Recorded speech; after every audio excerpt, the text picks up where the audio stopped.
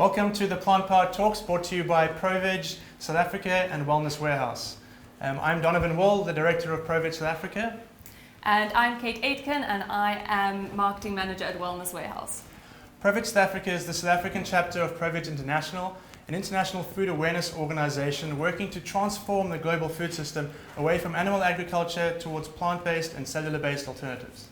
And Wellness Warehouse is South Africa's leading natural health food retailer, and we are 44 stores and strong and growing. And we're very excited about all things plant-based, and we're really excited to be here at the Vegan Plant Powered Show. Thank you so much to the organizers for having us here, and we're very excited to put on these talks. And we're so excited for this inspiration that we're bringing today. We've got a selection of some of the best speakers in the plant-based world. So we've got some great national speakers, including a prominent MD. We have a registered dietitian. And then we're super excited to welcome one of our international speakers, who is an endurance athlete all the way from Australia. And we also have a yogi, health coach, and author who will be joining us from Bali. And then lastly, but not least, we have a representative from WWF who will be sharing some tips on sustainability. So, I mean, besides the fact that these are all wonderful human beings, the one thing that they have in common is that they share their love for plant-based living and sustainability. So the idea is that they're going to leave you with some real practical tips and tools to incorporate into your everyday life, making that plant-based living that much easier, more exciting. So if you do see anything you're inspired about, or you want to find out more information about plant-based living or a vegan lifestyle, please go check out proveg.com or look us up on Instagram. And likewise, if you want to find out more from Wellness Warehouse, please follow us at Wellness Warehouse. Alternatively, you can find us online, www.wellnesswarehouse.com. And lastly, if you would like to get hold of us directly, please reach out to us at support@wellnesswarehouse.com. We always love hearing from you, so please do feedback to us.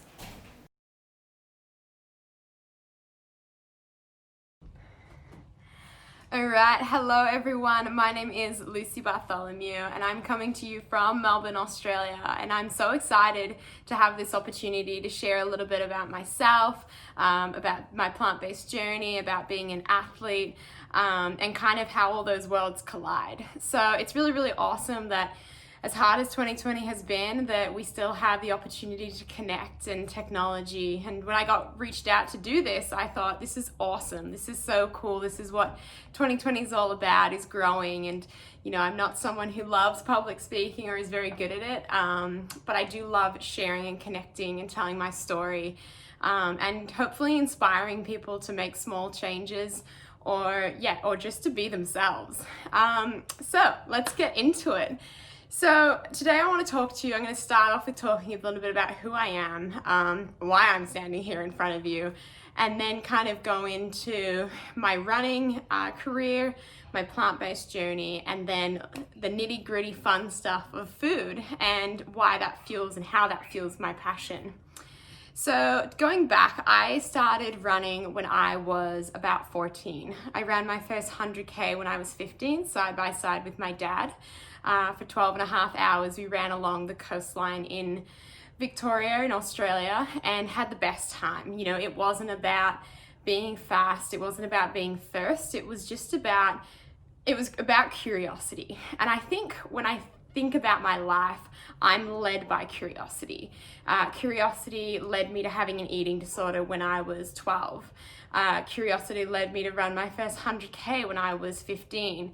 Curiosity then made me go, what else can I do? What else is out there? Curiosity led me to go, how can I eat without harming animals? Curiosity has made me create dishes and use ingredients and travel the world and be fascinated with culture and living their lifestyles and their nutrition and their diets, and kind of taking that in and kind of creating the best version of myself. Curiosity can kill the cat and curiosity can give the cat its best life is kind of a saying that I live by. So when I ran my first 100K at 15, had a great time. You know, me and Dad ran along side by side. We spent the day eating a lot of food, just taking it one step at a time, supporting each other, and just having a ball. When I finished that race, I was so excited. I was like, what's next? What's bigger? What can I do? And it wasn't until I found a race in the Simpson Desert in the middle of Australia, 240 kilometers, 7 days. And I went out there as a 16-year-old and I won the race overall. I beat all the men, all the women, all the older, wiser, more, stronger, more educated people. Because I was just ran for me. I listened to me. I was one of the last on day 1 and I was first on day 5. And it kind of really showed me life is something that we should do slowly. It's something that we should, you live full gas, have fun, take opportunities. But at the same time, you've got to sustain yourself. You've got to pace yourself. They say running an ultra marathon, which is anything over 42.2 kilometers, is like living a day in a life. A life in a day, sorry. And I believe that living life is living ultras every day. Every day we wake up, we have to repeat, we have to put one foot in front of the other. And sometimes getting up is tough. Sometimes going out the door is tough. But it's always worth it. I feel like every day I come back and I go, wow, I learned something about myself. I was able to help someone else. And they all add up to making the best version of me. So fast forward, I left high school. I decided to take a gap year, which I'm not sure if that's a common term, but it's a year in between high school and university. And you usually go travel and just kind of find your passion to then come home and to study that. So I went overseas traveling. I took my runners and was just kind of excited about what opportunities laid out there. 6 years on and I'm still kind of living a gap life. I'm still traveling. I found passions in little things, but nothing that I'm like, I need to go study this further. I feel like my traveling has enabled me to learn so much, and the internet is an amazing place, and just human connection and talking is an amazing thing. So I traveled, I picked up a sponsorship. I'm very lucky to be sponsored by some great brands, being Solomon Running, Sunto, Spring Energy for my nutrition, Julbo and Labent. And I started becoming a full-time athlete without even knowing. I had created this life and I had this following on social media, and I had these people that were excited to meet me, wanted to listen to what I had to say.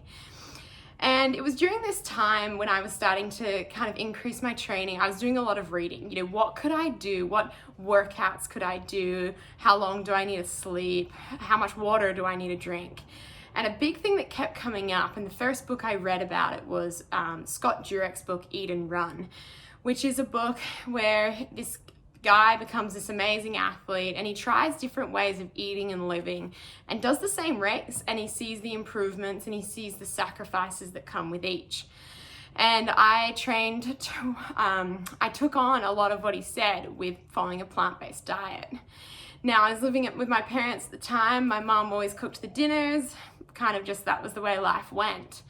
And when I said, I feel like I want to do vegetarian. I want to be vegetarian. I want to cut out meat. And to them, it was kind of a very unfathomable thing. It's a very old school thinking to have your plate needs to be a meat and 3 veg. A meat, a grain, and a fat. And, my mom was like, well, if you're going to take something out of your food pyramid, if you're going to take something off your plate, you need to replace it.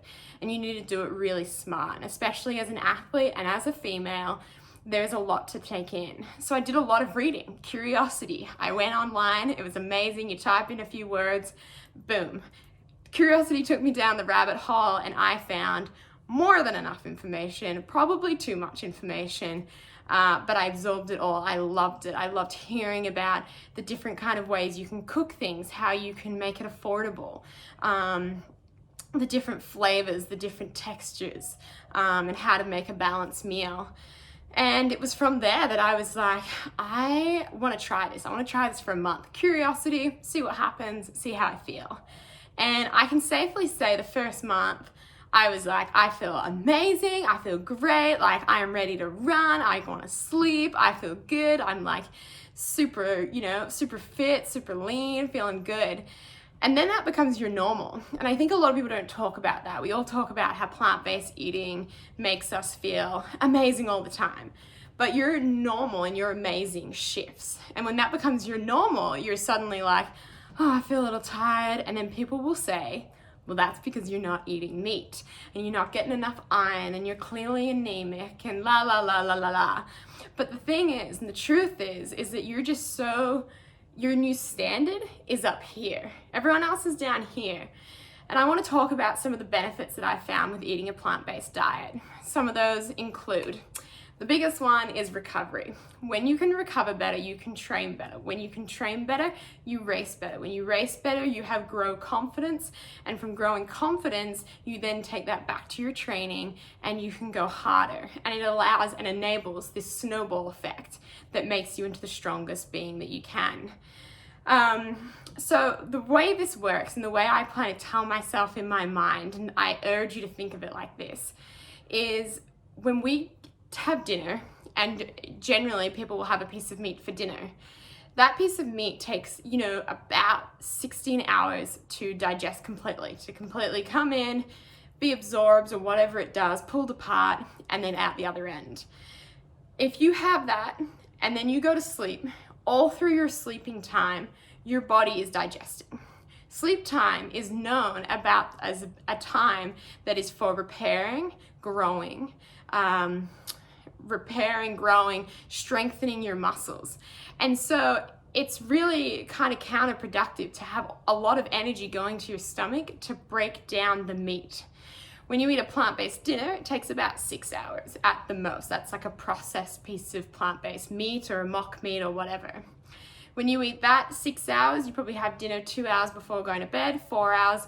Okay, so maybe from 9 till 12, you're going to be digesting. But then you've got 12 till 7 or 6 or 7 or 8, whatever time you wake up, to then just be, all the energy goes into resting, to repairing, to recovering, to growing, to strengthening. You wake up, you break your fast with breakfast. When you've got meat in your stomach, that 16 hours might not even be over by the time you start piling in some porridge or some toast. So that was kind of the biggest thing for me in terms of how I can be the best athlete, is to recover that well. So I really wanted to share that with you. That was kind of my biggest message, is that if I don't expect you to go vegan overnight, if that's, you feel inclined like I did, amazing, do that.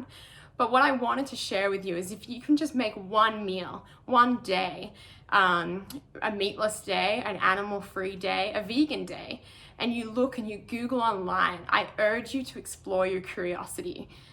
Whether you're just a human being who's participating in society, goes to 9-to-5 job, a mom, a dad, a sister, a brother, an athlete, I urge you just to see what you can do to level up, to become stronger, to be better.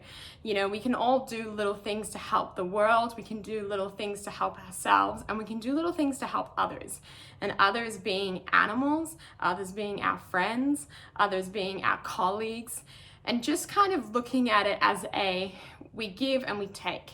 I'm by no means perfect. I travel the world, I'm in an airplane a lot of the time, but following a plant-based diet is something that I get to decide what goes into my body, that I will use to fuel me for these 100-kilometer, 100-mile efforts that I get to do around the world. And I think that's something that's really, really special. When you go to the supermarket, you have an opportunity to choose where your money goes. Who are you going to support? What kind of culture do you believe in? And for me, it's one that doesn't harm animals, doesn't sacrifice lives. And it doesn't have to be super complicated. I recently wrote a cookbook that kind of shares my favorite recipes, shows how simple it can be, how affordable, different flavors, different tastes. And it's one of my favorite things, is to share and to cook for people, because what goes in gives you the ability to take energy out and to give back into the world. So we give and we take. So I want to just close out with this talk and just say that you don't have to do this perfectly. The world doesn't need everyone to be perfect plant-based athletes, plant-based beings. It just needs everyone trying a little bit, everyone doing a little thing. So you can check out my cookbook. There is a discount code so that you guys, for participating in this festival, listening to me speak and ramble on. And you can download that. It's also going to be available in hard copy soon. But yeah, I urge you to eat plant-based. I urge you to drink lots of water. I urge you to sleep well. I urge you to move your body. If there's anything I've learned as an athlete, it's that those little 1%ers, those little things we do on the daily, those basics, do them well. So I want to say thank you so much for taking the time to listen to me. I know I speak probably a little fast. My Australian accent maybe is a little tough. But yeah, I'd love for you to follow me online at Instagram at Lucy Bartholomew. Follow my training if you want to. Follow my recipes and some of my exploring and community that I get to meet along the way. It's been a biggest pleasure to talk to you today. I mean, 2020 has been tough, but this is a pretty awesome way to end it. So thank you so much for having me, and I wish you the best day.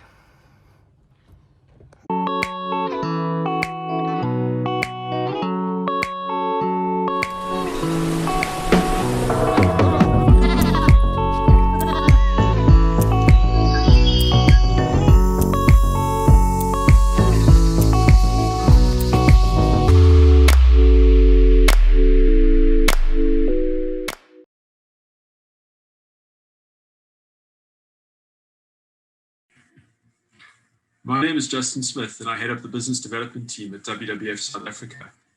I think people are often surprised when they see WWF engaging on food system issues, thinking we really focus on wildlife and the like. But as I chat to you today about the area of plant-based diets, I think you'll understand more and more why we are so focused on food and agriculture issues, given the negative impacts they're having on ecosystems and biodiversity loss, climate, and other concerns as well.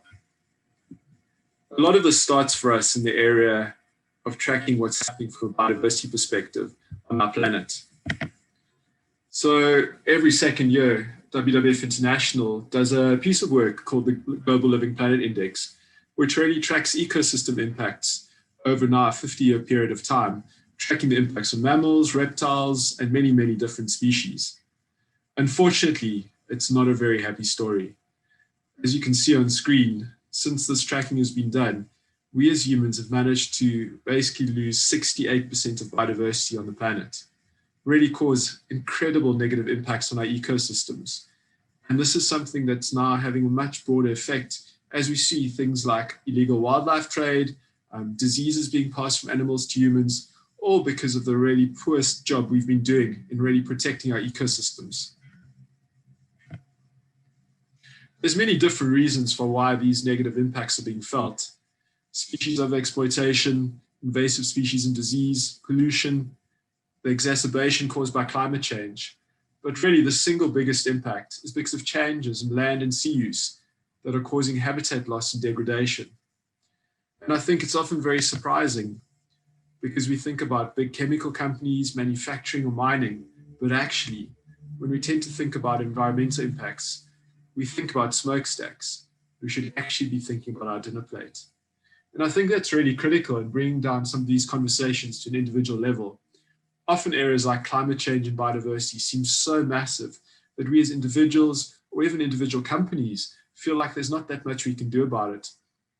But when we realize that our food choices on a daily basis, or even every meal that we sit down to, have a massive impact on the environment and on broader society, I think that's something that's a lot easier and more tangible to understand. So the environmental impacts of food production are diverse and unfortunately very significant. We've seen the very negative impacts on deforestation, the global greenhouse gas emissions caused by the food system, particularly by livestock, of course, massive amount of fresh water used in agricultural production across the world, the biodiversity loss I've spoken about, both in the marine, freshwater, and as well as on the terrestrial environment. And then just how much of our agricultural land has already been degraded across the world in producing commodities, potentially and particularly feedstocks that go into livestock production.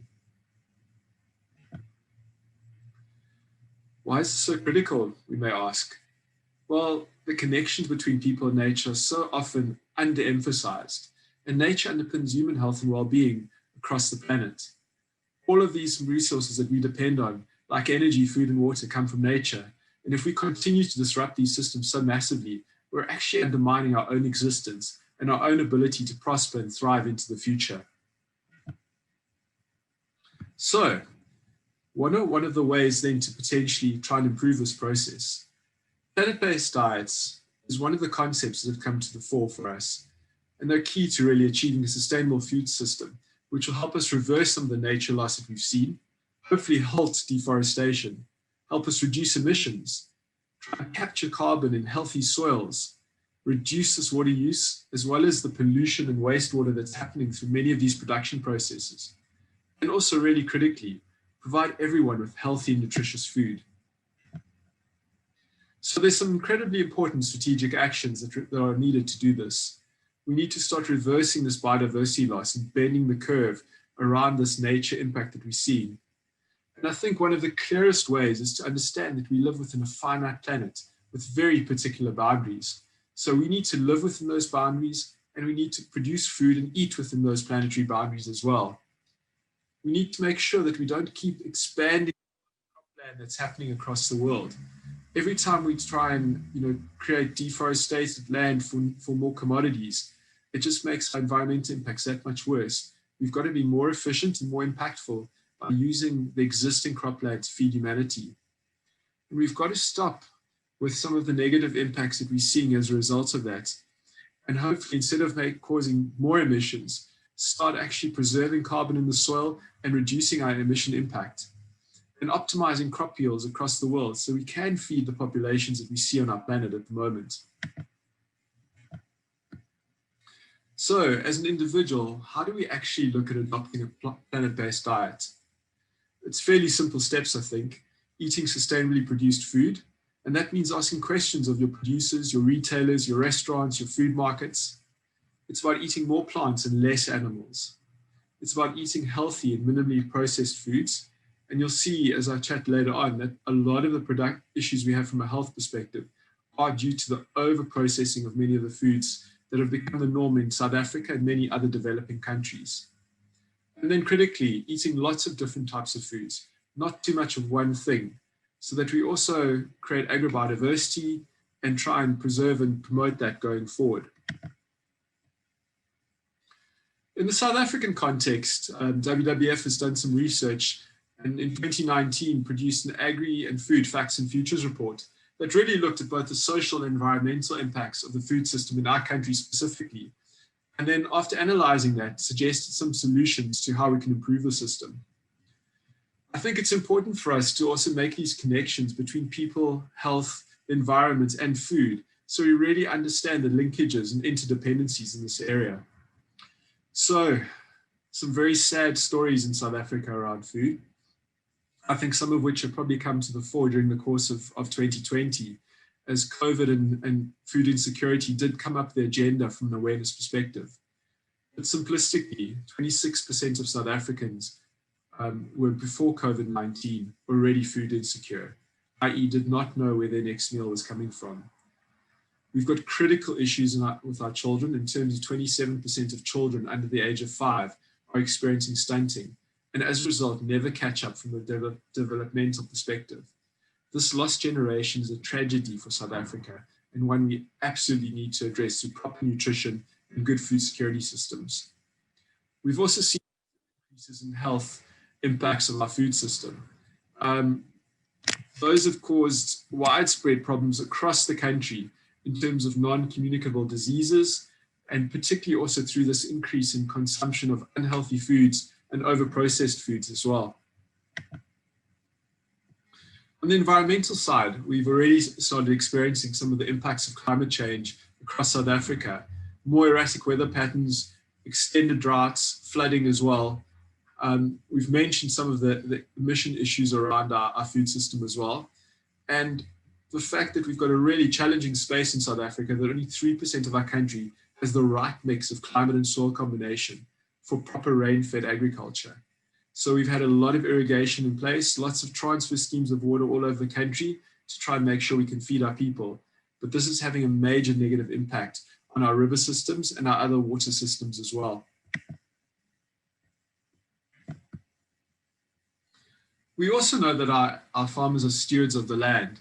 And in a country as biodiversity rich as South Africa, it's really critical for us to work with our farming and agricultural community to try and preserve the biodiversity that exists on our farms, because much of it is already being lost. We know that most of our wetlands in South Africa have already been lost, and they're a critical way of actually improving water quality across our different river systems. We also know that both globally and in South Africa, about 1/3 of all food is wasted across the value chain. And that's incredibly important if we are going to be more efficient and only use existing cropland to feed our people. That means we've got to really eradicate food waste from the system that we have in place already. So as WWF South Africa, we've got 5 big focus areas to really improve the food system in this country and more broadly, and hopefully work with many different stakeholders to ensure that we've got enough food for everybody and at a much lower environmental cost as well. The first of these is really looking at our fresh water system and the protection thereof. So water management and irrigation efficiency on farms, looking at proper wastewater management on farms so there's not negative impacts more broadly on the system. And also recognizing and understanding that South Africa is one of the 30 driest countries in the world. So we've got to be incredibly efficient and precise around how we use water if we are going to be able to produce the food that we need going forward. I think it's also about looking at a different approach in terms of regenerative agriculture. Over the years, we've put a lot of artificial inputs like chemicals, fertilizers, and pesticides into our soil. There's been some growth and improvement in yields, but over time, we've actually depleted the natural ability of our soil to function and to produce food efficiently. So we've got to start thinking about ways of really making the soil live again, be healthy, and be able to produce food in the quantities that we need going forward. So it's often about going backwards and thinking about the simple things that farmers of previous generations used to do, like crop rotation and mulching, and really reducing these expensive inputs that have become a part of our systems at the moment. Responsible sourcing is also incredibly critical. Many of the commodities that we use as raw materials into other food products, things like soy, cocoa, and others are sourced from all over the world and have very big environmental impacts. Palm oil would be another example as well. So the more we have good certification schemes that ensure traceability, that reward good practice on farms, and make sure that we as consumers can also make informed choices around how we support these systems, the better we're going to be able to really influence the food system around responsible sourcing methods. As I said earlier, one of the critical things for us is to really reduce food loss and waste.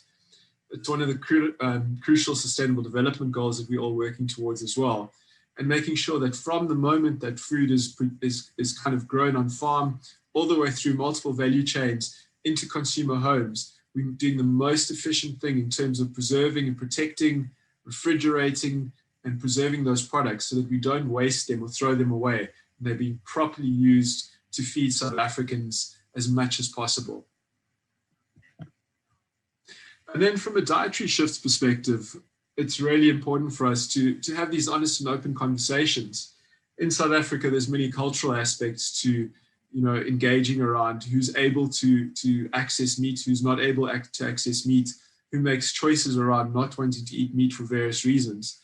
But it's critical for us to really talk about it, understand what the impact of our decisions are, and know that we have to shift towards a more plant-based diet so that we can accommodate the amount of people in the world who need to be fed. We've got to drive that efficiency that's being lost at the moment by converting things like soy into feed for livestock before it gets anywhere near human hands or human mouths, and really drive a much more kind of planet-based and plant-based dietary system that we can get behind and support. So if we can do this, and I think these are 5 steps that we can really support and undertake, hopefully it will help us achieve our mission of being able to stop the degradation of our planet's natural environment and rather build a future in which humans live in harmony with nature. So our South African brand line is For Nature For You. And again, I want to emphasize our dependency on nature is so immense and so massive.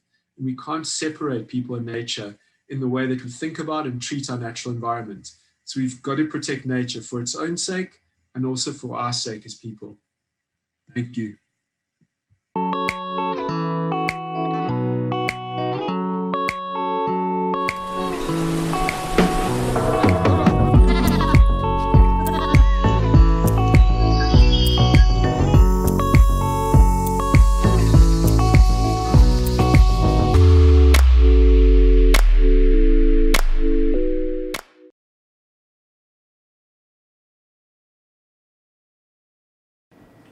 Hi, my name is Yashin Singh and I am a medical doctor by training.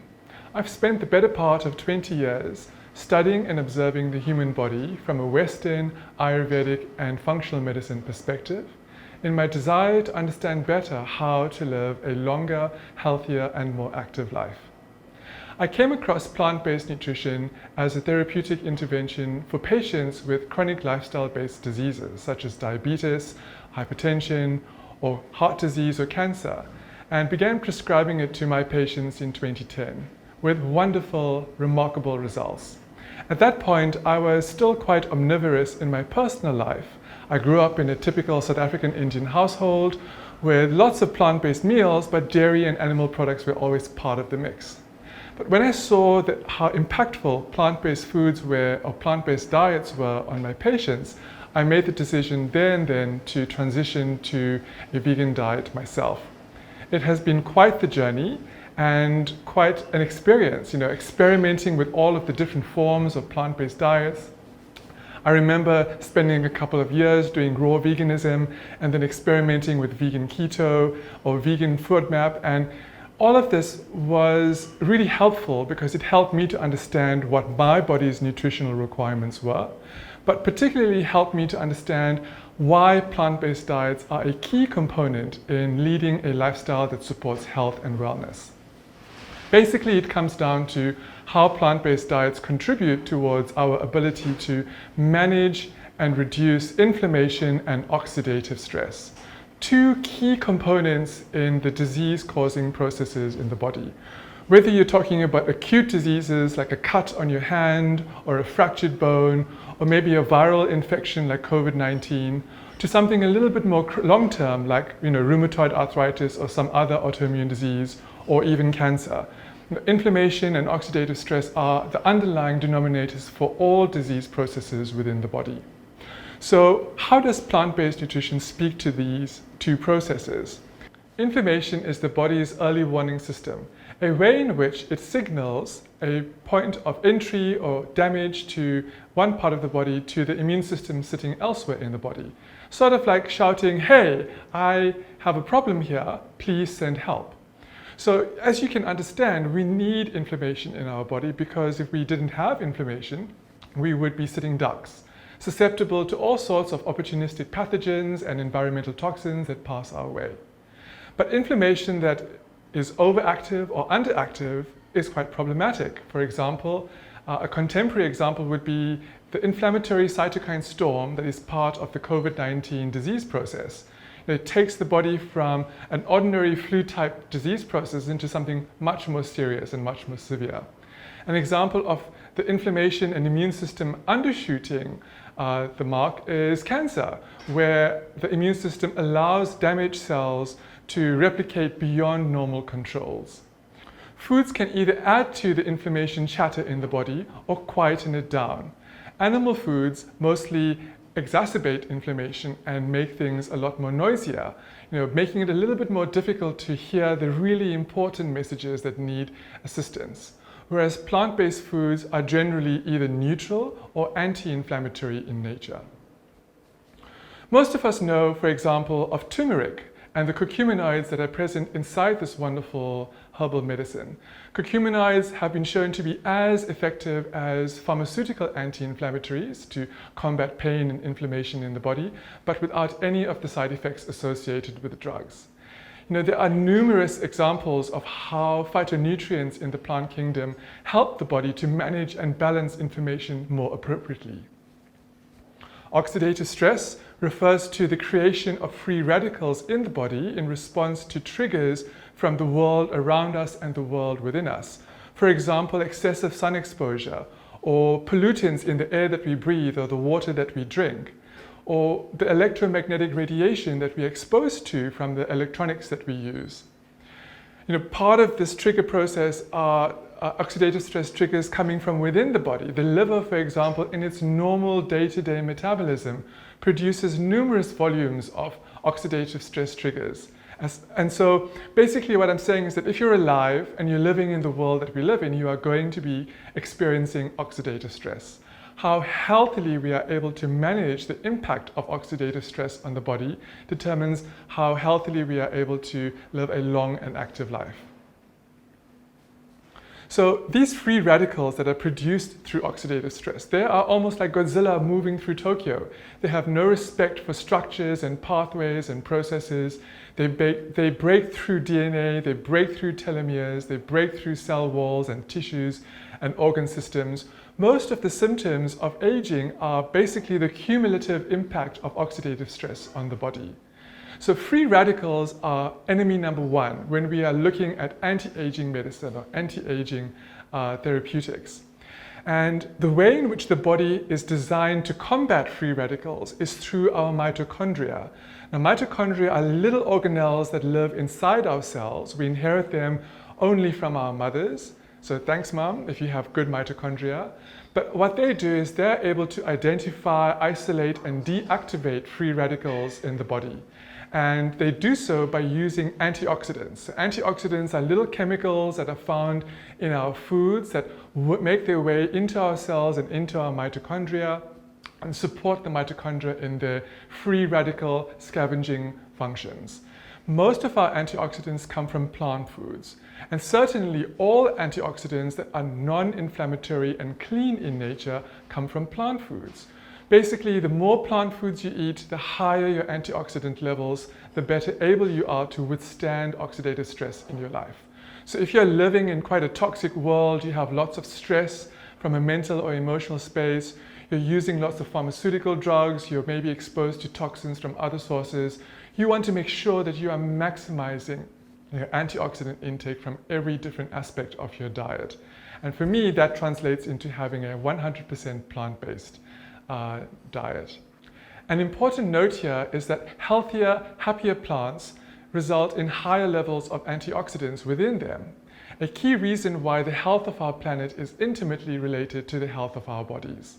No matter how you choose to structure your diet, the choice of reducing your intake of animal-based foods and increasing your intake of whole food, plant-based meals with all of their beneficial phytonutrients and life-giving antioxidants will only stand you in good stead as you move towards a healthier, more active, longer life. Thank you.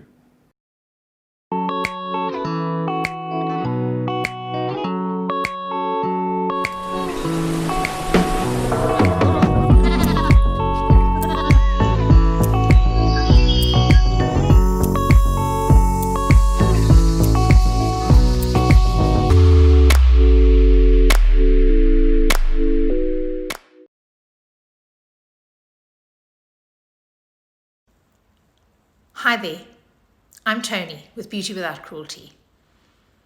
I'm here to ask you one question. Would you force feed a dog shampoo or drip chemicals into the eyes of a rabbit? Do you know that you could be supporting a company that does? The simple fact of the matter is everything's been animal tested at some point. This includes lavender, rooibos, water, salt, you name it. There are modern methods available that ensure human safety, but there's more to it than that. It's not just whether the product itself animal tests. Are they using ingredients that have been animal tested by their suppliers? Are they owned by an animal testing company? Are they a subsidiary of an animal testing company? Are they using the data of animal tested ingredients from somebody else, which is just passing the buck? These things matter. You can make a difference. Do something wonderful.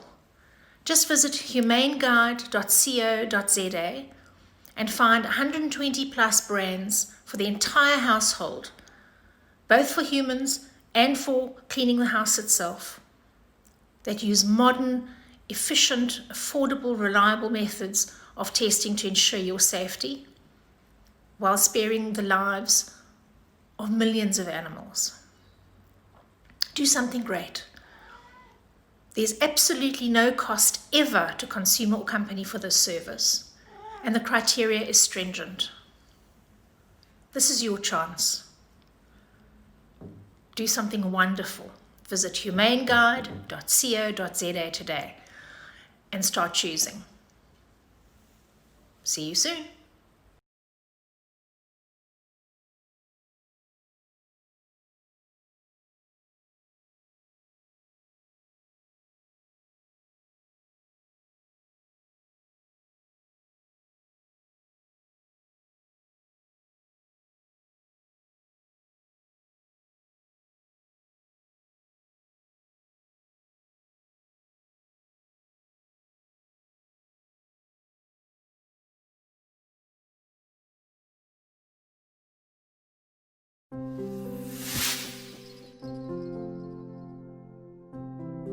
Hello lovelies, I am Shani Quinn and I'm super excited to be a speaker at this plant-based and vegan festival.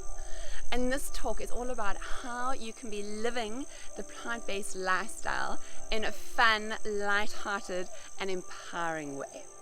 So not only will we be looking at how to create a physical health, but mental, emotional and spiritual health and happiness as well. So come and join me on this fabulous adventure as I film this in beautiful Bali and inspire you to be living the plant-based lifestyle. So I'm super passionate about bringing more joy, balance and freedom to the world. And I love to inspire individuals to empower themselves to stress less and live more. So the tips and the tools and all the knowledge that I'm going to be sharing with you in this video is what I have been implementing in my own life over the last 20 years and what I have been sharing with all my clients, whether it's the one-on-one coaching or my retreats or my workshops or my online programs over the last 13 years. So let's have a look at the benefits of what living a plant-based lifestyle can do for your health and your well-being.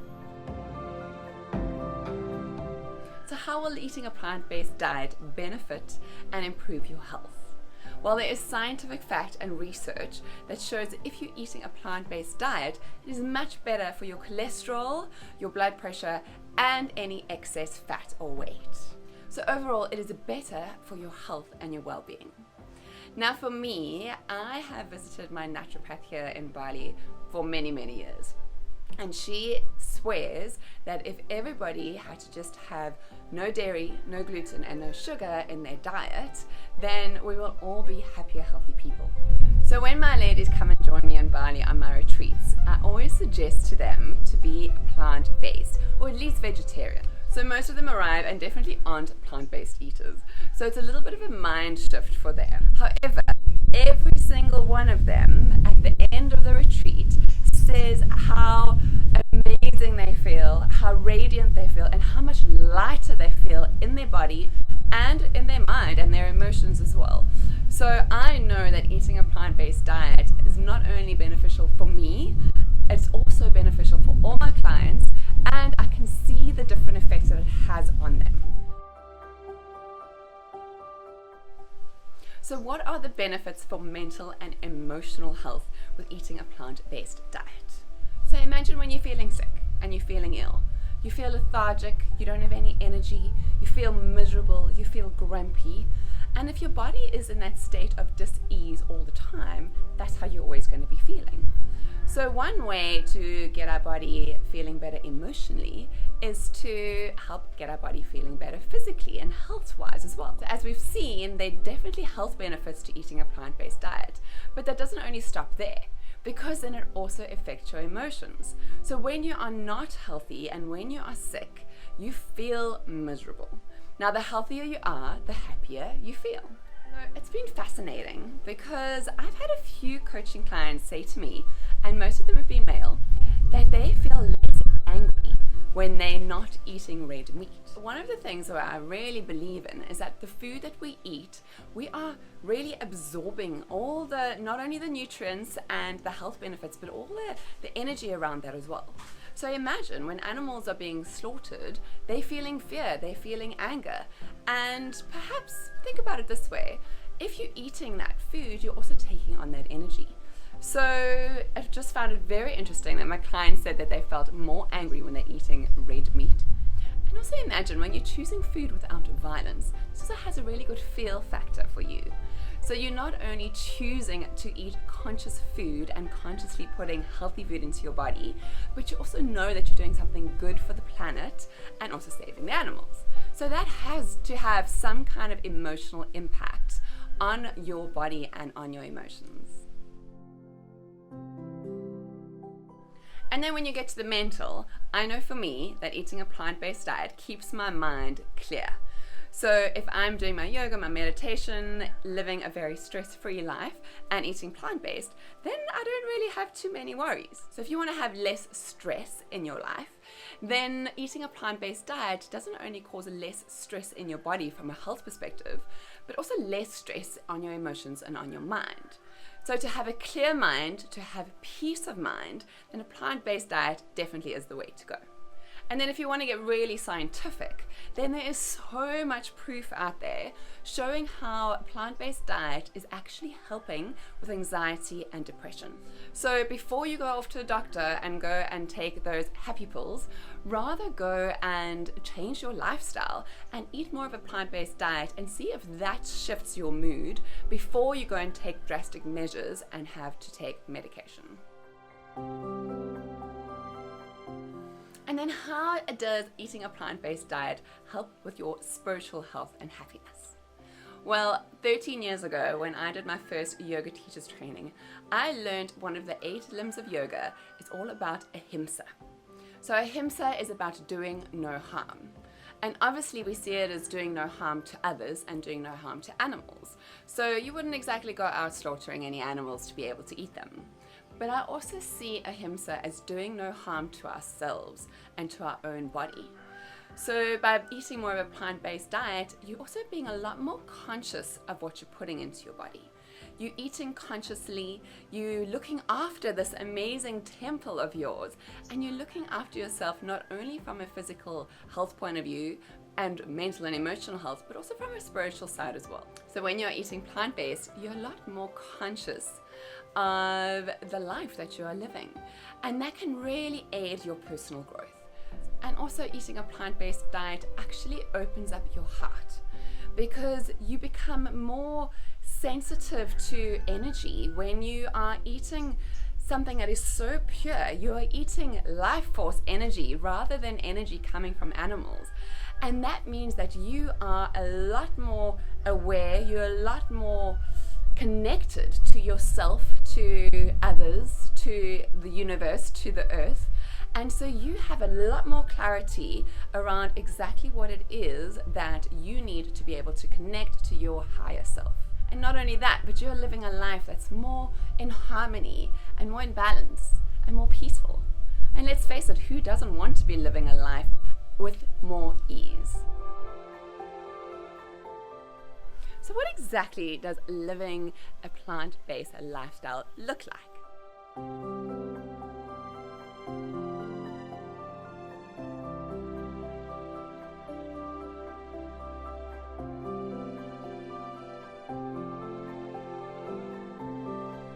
Well, as I mentioned, I've been in this industry, in the wellness industry, for 13 years, and I did my first teacher's training 13 years ago.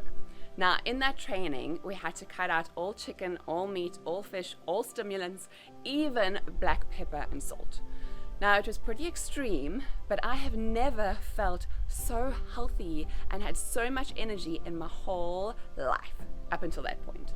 And we were doing 4 hours of yoga a day, we were doing an hour and a half of breathing a day, and we were taking in a lot of information with all this new yogic philosophy. So I felt supercharged, and I realized that I wanted to stay in this state. I do have a little bit of a disclaimer. I'm not 100% vegan, but I am plant-based as much as possible. And I wanted to tell you this because I want to let you know that it's a process. And so go one step at a time. If you are not 100% vegan right now, that's okay. Start being plant-based, just even one meal a week, one day a week, and see how that benefits you and how that will already change your life.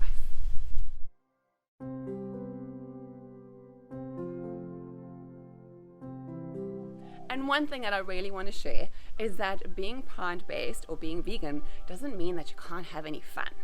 So having this lifestyle means that you actually have much more energy, you have much more vitality, your health is so much better, so you actually want to go out and about and do so many more things. So I want to share with you a few tips on how you can have fun and how you can actually go out and be enthusiastic about living a plant-based lifestyle. It's much more fun being plant-based together.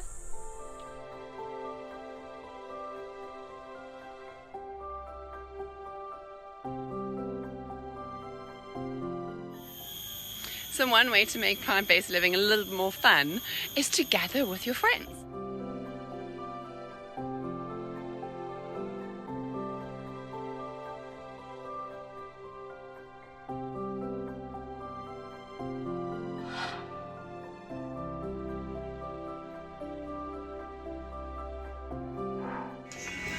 Oh my word, these are the most delicious ribs I've ever tasted. Tempeh ribs. So much better than animal ribs, so yummy. So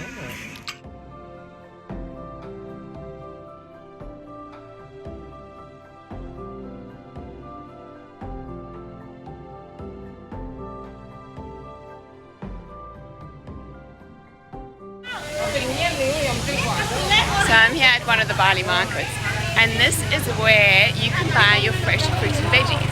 So discover where the local market is in your home and go for a bit of a shopping spree to discover the local produce and the stuff that is in season at this moment in time. What are your next steps going forward? So let's start from the beginning, and I wanted to just encourage you to start somewhere. If you're already fully vegan, well done, keep on going on that amazing path. If you are only starting on the plant-based journey, then start slowly. Start with baby steps, doing one step at a time, and see how that goes before you launch into being fully vegan. Just remember, it's a process, so start from the beginning. Another tip is to listen to the experts. So there is so much research out there nowadays about living a plant-based lifestyle, much more than there was when I first started 13 years ago. And there are so many experts out there, so find people that resonate for you and just start following them. Listen to what they have to say. Now I'd love to encourage you, if you are in South Africa, to go visit the Wellness Warehouse stores. Now, I've been shopping at Wellness Warehouse for many years and I absolutely love their shops. Now, they're not only a health store, but they also encourage people to ask them questions when you're going in and out of the aisles there as well. So if you see anybody that is working at Wellness, ask them some tips. Get information from them. You know, they are really highly qualified, trained professionals that are working in the store, so they can really help you on the journey. And also go and check out ProVeg. Now ProVeg are amazing because they give so much information and so many tips and tools on how to live a plant-based lifestyle. You really don't have to go looking anywhere else. So I encourage you to go and see them and check that stuff out as well. And then if you're wanting some more support from me, I'm super happy to be able to do some one-on-one coaching with you where I can help you go through this transformation. So I specialize in life transformation, whether it's from a health perspective or from a relationship or work career perspective. And so if you are wanting a little bit more support on how to actually take those steps and reap the benefits, then I'm offering you guys a special discount on my coaching sessions. So go and have a look at that and see how I can support you on your journey. Another tip I have for you is to make it a lifestyle. This is not a diet. This is not a fad. This is not something you're going to be doing for a couple of weeks and then go back to your old habits. This is something that you're going to be doing for the rest of your life. And it doesn't have to be so scary because you've already seen how much fun it is and how much lighter and less stressed you feel when you're living a plant-based lifestyle. So the last tip I have for you is to keep it light and fun. You don't want to be getting heavy and serious about this stuff. Yes, it's serious, and you want to take the philosophy around veganism seriously, but you don't have to take yourself so seriously. So the lighter you can be about this, and the more carefree and the more freedom you can bring to yourself and joy, then the easier it's going to be to stick to this path. So what I'd love you to do, a little coaching tool for you, is think of 3 next steps or 3 actions that you need to take towards living a plant-based lifestyle. And those 3 actions, I want you to also give a timeline to, or timing. And also think about what's going to keep you accountable. So if you want to, you're welcome to send those 3 actions through to me via Facebook and Instagram. I'm shiny_quinn_wellness. And you can message me directly, and I would love to give you some feedback and just be there to support you along the journey. So you have actions, you have tips, you have tools, you have information, you have inspiration from me, and I wish you so much empowerment and joy and happiness on this journey of living the plant-based lifestyle. Sending you lots of love from Bali. Bye.